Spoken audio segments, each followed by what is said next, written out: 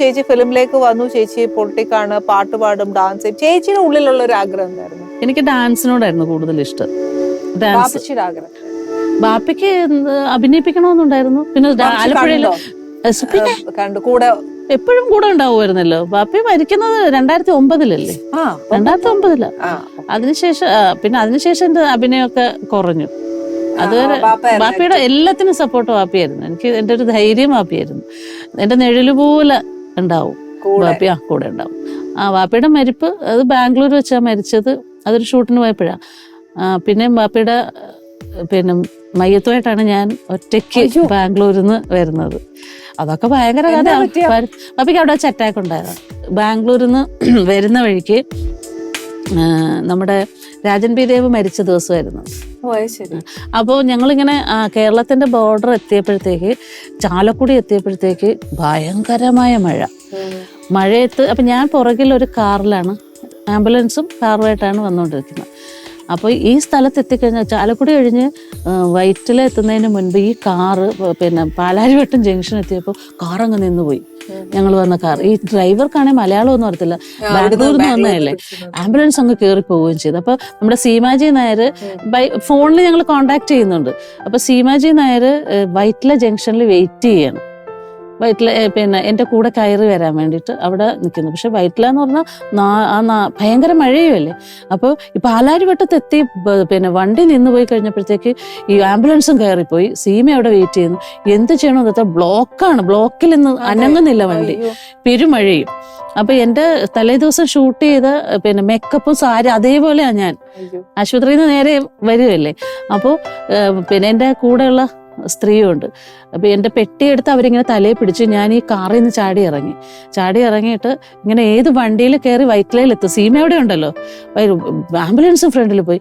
ഞാൻ ഇങ്ങനെ പരക്കമാഞ്ഞ് നോക്കിയപ്പോഴത്തേക്ക് ഒരു വണ്ടി നിർത്താതെ ഇങ്ങനെ പൊയ്ക്കൊണ്ടിരിക്കുക. ഒരു ഓട്ടോയിൽ ഒരാളുണ്ട്. ഇങ്ങനെ ബ്ലോക്കിൽ നിരങ്ങി ഈ ഓട്ടോ വന്ന് നിന്നു.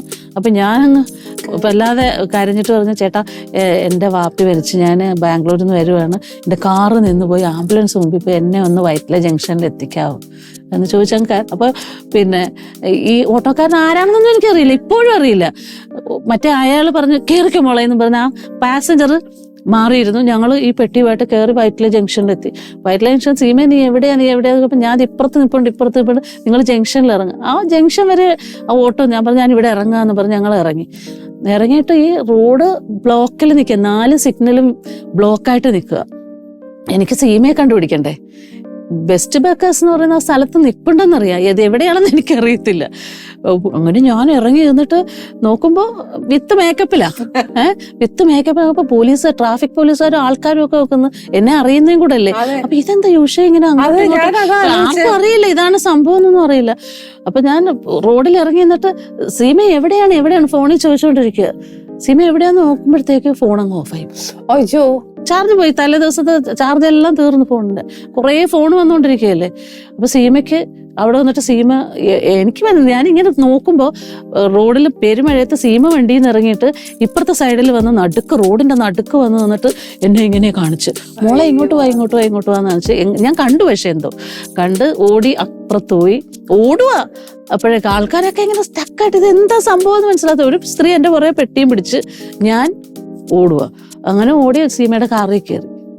അങ്ങനെ ഞങ്ങൾ അപ്പൊ ഈ ആംബുലൻസ് എവിടെ എത്തിയെന്ന് അറിയത്തില്ല. ആംബുലൻസ് ഡ്രൈവറുടെ എന്റെ ഫോണിൽ വിളിച്ച അയാൾക്ക് കിട്ടത്തുമില്ല, എന്റെ നമ്പറല്ലേ ഉള്ളൂ. പക്ഷെ അയാള് ആ വൈറ്റ് ഫോർട്ട് ഹോട്ടലിന്റെ അവിടെ പതിയെ നിർത്തിയിട്ടുണ്ടായിരുന്നു. ഞങ്ങൾ വെച്ച് വണ്ടി നോക്കി, ആംബുലൻസ് നോക്കി പോയി. പുള്ളിയെ പിടിച്ചു. പിന്നെയാണ് അതൊരു വലിയ ചേച്ചിക്ക് പറ്റൂ. എന്റെ അമ്മേ, എനിക്ക് ചിന്തിക്കാൻ പോലും വയ്യ. ഇപ്പോഴും എനിക്ക് ആ ആംബുലൻസില് ഇപ്പോഴും എനിക്ക് മറ്റേ നമുക്ക് ഈ ധൈര്യമൊക്കെ എവിടുന്നാ വരുന്നതെന്നൊന്നും നമുക്കൊന്നും അറിയത്തില്ല അല്ലെ. നമ്മൾ അങ്ങ് ഒരു ഫുൾ ഔട്ടായി കിടക്കുന്ന സമയത്ത് എങ്ങനെ നമ്മളെ തള്ളിക്കൊണ്ട് പോകുന്നു, ഇതൊന്നും നമുക്ക് ഒരു ഐഡിയയും കിട്ടാത്ത അത് ഒരു പ്രതിസന്ധി. പിന്നെ ഉമ്മച്ചി ഉമ്മച്ചി മരിച്ചപ്പോഴും വാപ്പി മരിച്ചപ്പോഴും എന്റെ ഗ്രാൻഡ് മദർ മരിക്കുമ്പോഴും ഒക്കെ ഞാൻ തന്നെയായിരുന്നു അടുത്തുണ്ടായിരുന്നു. അപ്പൊ ചേച്ചിയുടെ ബ്രദേഴ്സ് ഉണ്ടാവും. ആ സമയത്ത് അവരുണ്ടാവണമെന്നില്ലല്ലോ.